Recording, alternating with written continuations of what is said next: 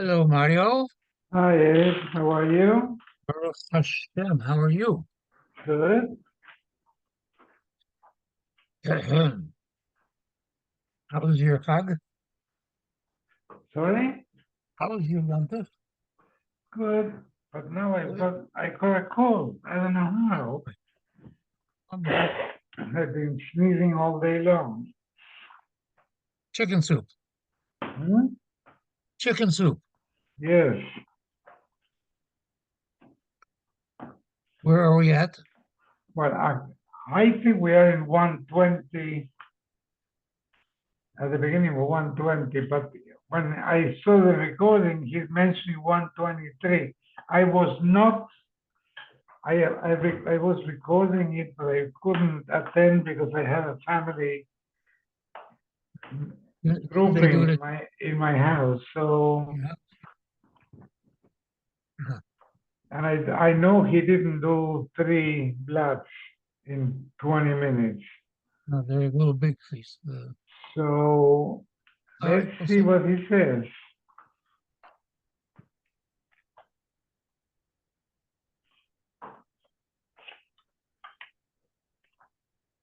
I think they're on 118 No, officially. Officially, no? no, this we did a lot during the Yom Tov days in the Sukkah, but yesterday he was supposed to do at the end of 119, 119, and he started doing 120 or the end of 119 and 120. But when he finished, he says, tomorrow we do, I cannot even read it, Kuhhof Gimel.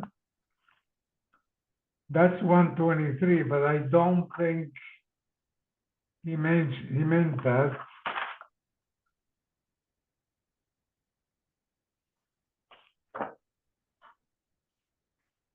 We'll see what he says. I think they're 119. I mean, the world's on 119. He did 119 yesterday. Okay. Okay. Well,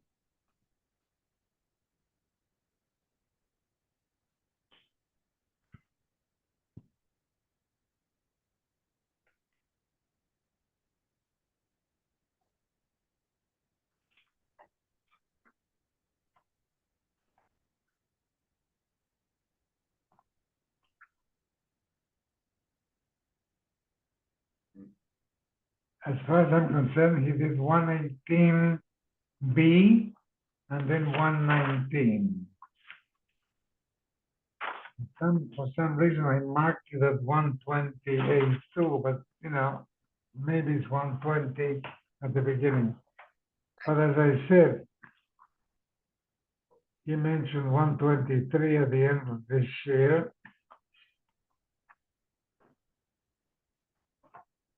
We'll see what he says.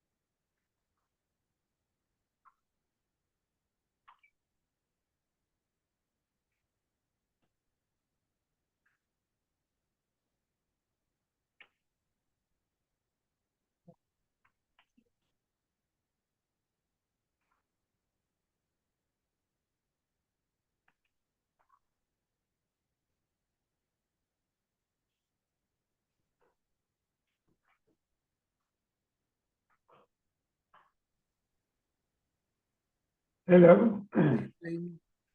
Ernie, which plot are you going to do today?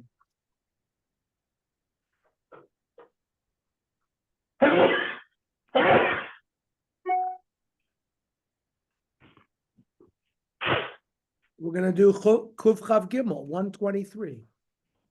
Why? Why did you do yesterday? I know I wasn't present, but I did 122. why not 119 and 118? What are you talking? We did that on, No, of course. no. We did all of these. We did those on Shabbos and Friday and Shabbos. Okay, because the recording for yesterday, I marked as 118 and No, one. remember we learned Thursday, Friday, Shabbos. Yes. But, okay. You're like a week ahead. So we're doing now 123. But the blot were small. I understand, but We did Kuf Yud Zion. We did Kuf. Oh, hang on. I don't think you did 121, 120.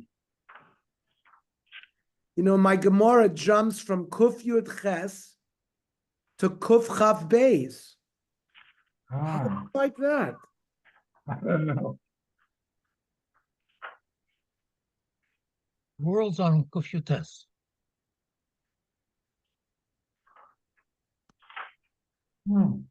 That's actually. Okay, well, let's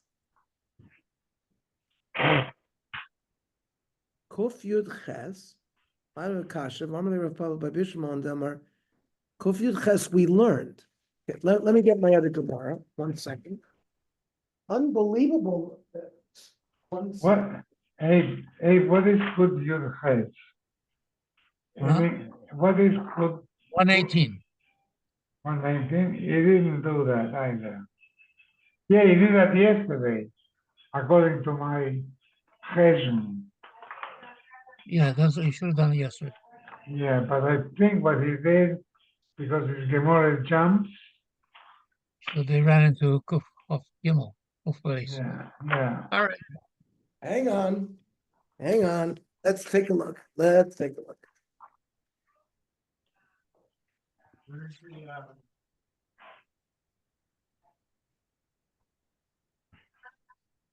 We did 118.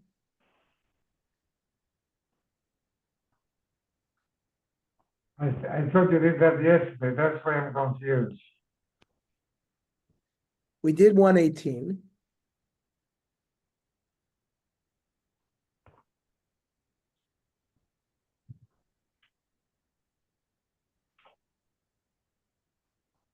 So tonight we should do 119. Right? Right. No, I thought you did that yesterday together with 118. I didn't do 119. Okay. We did 118. Okay.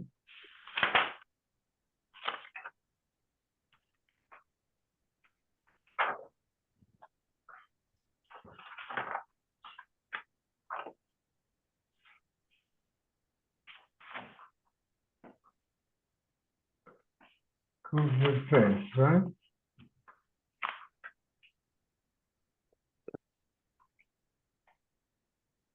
We're going through how the Bnos Slovchad inherit.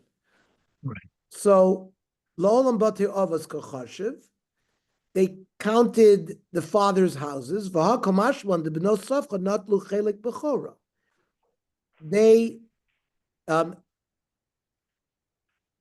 Their father was a Bechor of Chayfir, so he got a double portion. So the Bnos Slovchad got the Bechor. Alma Eretz Yisrael Muchzekesi. A Bechor, remember, only gets something that's muhsek, that is already in the estate of the parent. If, for example, after the parent dies, the parent inherits something from a brother, the Bechor doesn't get Pishnaim of that. He only gets Pishnaim of that which is an asset that is in the estate at the time of the death of the father, not something that's going to fall in the future.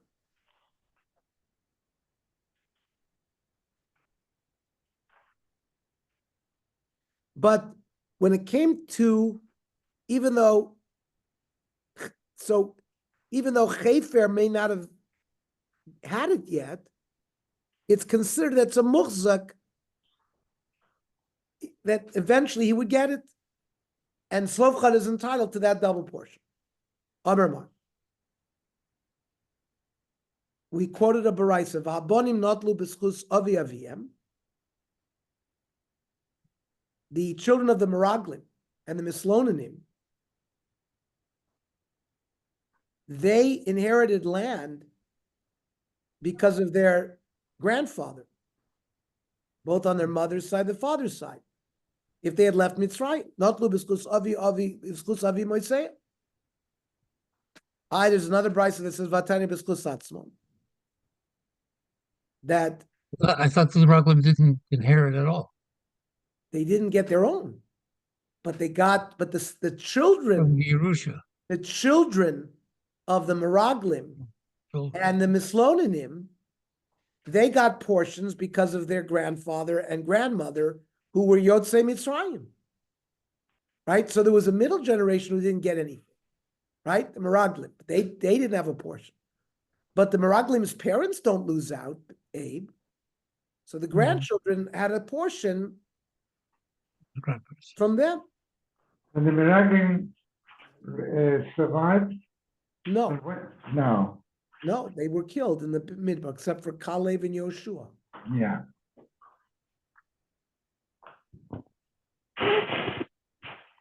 So the Gemara says, "Vatani b'schutz atzmon," that the sons of the Meraglim and the Mislonanim got their own portions as boyhei haaretz. So lo kasha depends. That's the machlokas. Hakaman damer liyotze Mitzrayim. Hakaman damer leboyhei haaretz.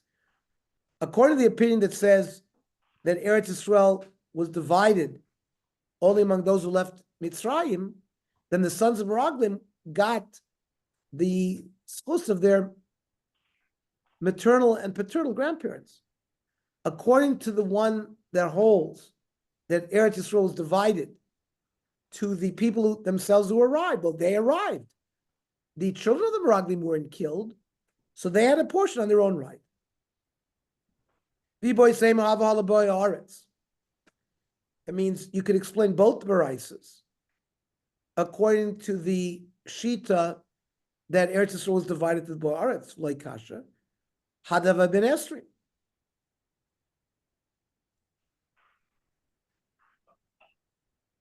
If one of these children was 20 years old when Klal Yisrael entered Eretz Yisrael, then he took a portion. But if he was the law of Ben Esrim, he wasn't entitled to his own portion. He was entitled to a portion that he got from his grandparent.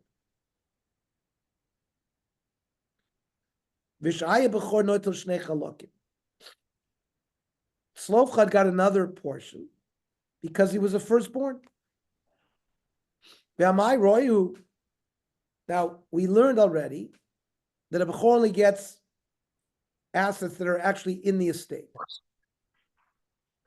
Chayfer actually never took possession. He's only destined to have it. And a Bechor doesn't get Pishnayim in something that comes to him later on. Royu. These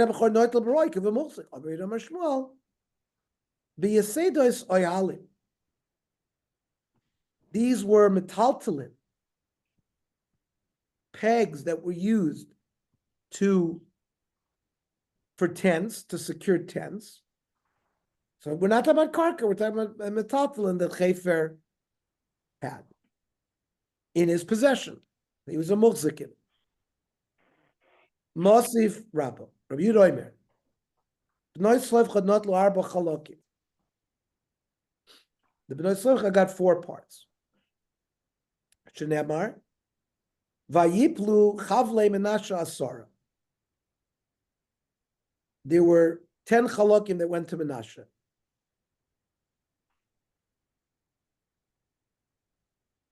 And Shenemar, and that's Karka, not metaltalin. So we're back to the question: how could Slavchar with Saroy? It's not a mulzik. Eretz Yisrael mulzekasi. Another proof that Eretz Yisrael was considered like a mulzik, not like a roy. Meisvei Amrav Chidka. Shimon HaShikmoini Hayali Chaver Mitalmidei Rabbi Akiva. Shimon HaShikmoni, Rabbi Akiva says, Rabbi Chidka says, was his chaver, and they were all Talmidim of Rabbi Akiva. The Kachai Rabbi Shimon HaShikmoni, I mean, the day Moshe Rabbeinu, Shebnos Tzloifchad Yorshois Hain. Moshe Rabbeinu knew that they were going to get an inheritance. Right? Because the Torah there seems to say Moshe Rabbeinu didn't know the halacha. It's not that he knew that they were Yorshim. He just didn't know would he get the chelik of the Bechor or not.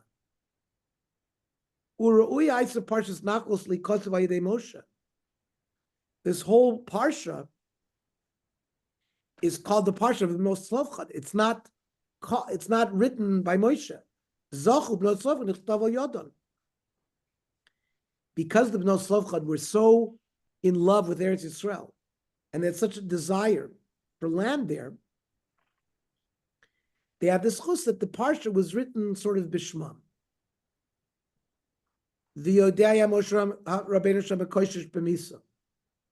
Same thing in the story over there by the Makoshesh. It says ki lo forash ma yaseh lo. They didn't know exactly how to kill the Makoshesh. So what do you mean Moshe didn't know? It says whoever is Machalel Shabbos gets Misa. There's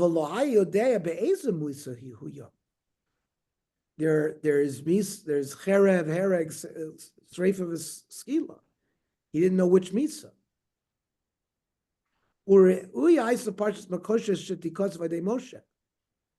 And therefore, since Moshe really knew what the punishment was, the whole parsha should have been written Ayidei Moshe.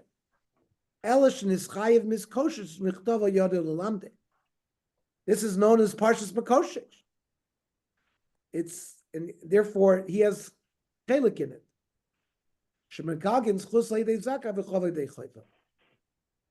It means the Bnos Tzlofchad, if it's a positive thing. The wood gatherer is a negative thing, but either way, if it's a schus, it's a schus. If it's a gnai, it's a gnai. It always goes. That's the statement of Rabbi Shimon HaShikmon.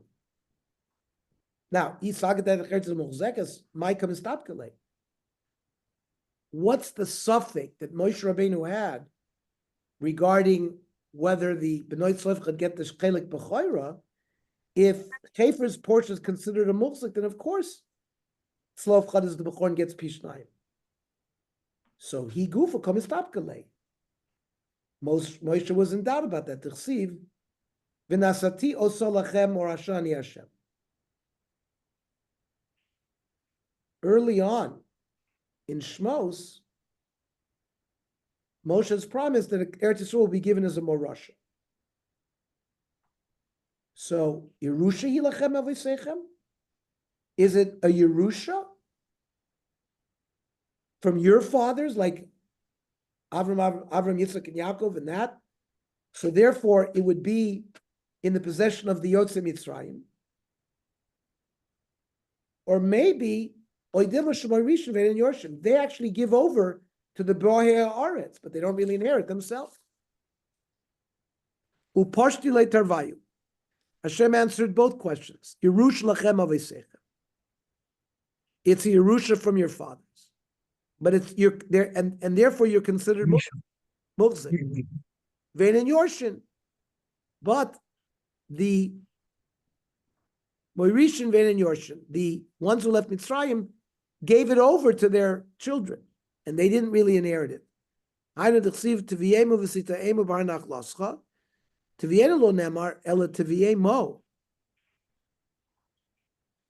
You will bring them in. When they sang Shira, that they were really saying that they would not be coming into Eretz Yisrael, they would be all dying out in the Midbar.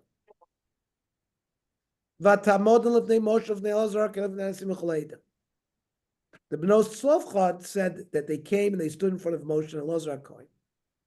Efshar Amru L'fnei Moshe. And then V'lo Amru Lan Davar, they didn't answer them anything. V'amru L'fnei Nesim Chol Ha'edah. So if Moshe and Elazar didn't give him an answer, why would they stand in front of the Nesim and the Eidah? What? The Nesim and the Eidah would know the answer that Moshe and Elazar didn't know the answer? You have to sort of mix the psukim up and darshan it, Div Rabbi Yoshea. That the Bnei Tzlofchad first went to the Kahal, then they came to Moshe. Div Rabbi Yoshea. Abba Chanan and Rabbi Eliezer, Beveis HaMidrash hayu yoshvin, v'hol chavandu lan lefnei kulam. That means Moshe and Aaron were the base medrash. And even the Bnei Yisrael were studying there. And therefore the Bnei Tzlofchad stood in front of all of them at one time. It's just the order that's given is the chashivas. Moshe is the most chashiv. And Elazar is the Kohen Gadol, he's the second most chashiv. So the Torah lists them in order of chashivas. What really is this machlokes? B'may kamifagi. Mar sarvachogin kovid l'tabim mokam harav. You can show kovid someone to a Talmud even if the Rebbe is there. Means the others could be mentioned even though Moshe Rabbeinu was there. Umar Sarein Cholkin. That they wouldn't mention Moshe if they were all in the same place because you don't give cover to the students if the Rebbe is there. However, Hilchas a Cholkin, Hilchas a Ein Cholkin. How can we have a Hilchas a Cholkin, Hilchas a Ein Cholkin? It's a steer. Kasha Hilchas a Hilchas. So Hilchas a Hilchas like Kasha had the Pogle Rabbi Yikara. If the Rebbe himself gives cover to the student, then you can do it. If the teacher himself doesn't give the honor, then you're not allowed to do it.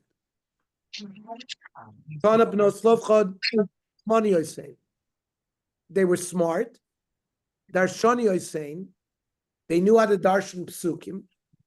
Tzidkani is saying, and they were tzaddikim. What? Chachmani is saying shalifisha dibru. It was the right time to bring the question. Damar Shmuel bar Yitzchak. Belamed Shai Moshe Rabbeinu Yoshev v'Dosh Parshas Yevamim. At this time, Moshe was teaching the laws of Yibum. When a brother dies without children, the other brother is supposed to marry the wife. Shenemar ki yeshru achim yachda. Amru lo. So they said, the Bnei Tzlofchad said to Moshe, in kivenanu chashuvim, well, if we're considered like sons, tzanalanu achala keben. Give us a Yerush. That means, by the din of Yibum, if you have a daughter, it's also considered a child. You don't need a ben. So they were saying, listen, if we're like a ben, give us our nachla like a ben. Imlav tisyabim imenu. And we have a mother, and our father Tzlofchad died. If we're not considered progeny, let our mother have Yibum. Yad v'yakrev Moshe mishpaton of Hashem. Now, Moshe brought the case.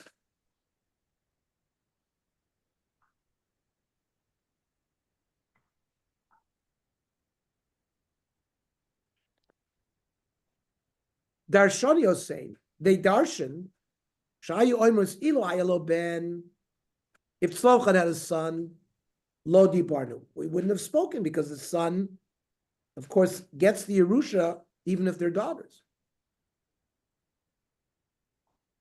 Now, Vatanya Bas,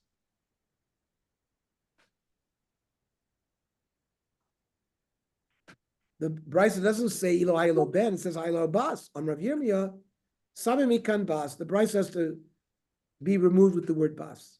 Abai Amar Fil Ayah Bas, La Ben Lo Dibarnu. That means if our father had a son and daughters, we wouldn't have spoken.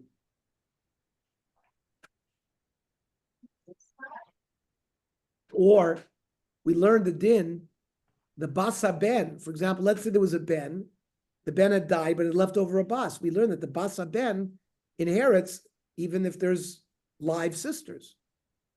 So the Baya says it could be bas leben. We also wouldn't have asked the question.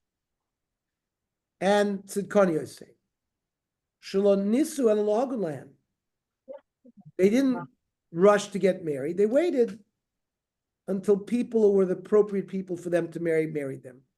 They waited until they even the youngest were 40 years old because they were waiting for the right people. Whereas Zaini Vamrav Chizda, Nisus Kusmi Bas Estrim, if a woman marries when she's less than 20, Yoledes Ad Shishim. She can continue to be fertile until 60. If she waits until she's 20, Bas Estrim, Yoledes Ad Arboin. She'll only have children until 40.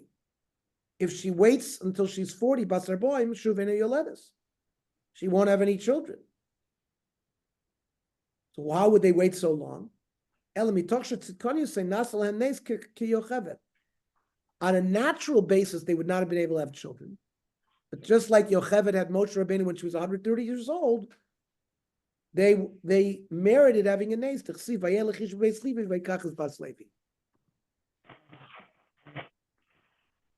And that's where we'll stop. We'll do. Okay, so tomorrow we are learning Tsurba, we said, right, Mario? Yes. Yeah, so Tsurba will be at 8, so we'll do the Daf at 7. Okay. Perfect. Shkoyach, everybody.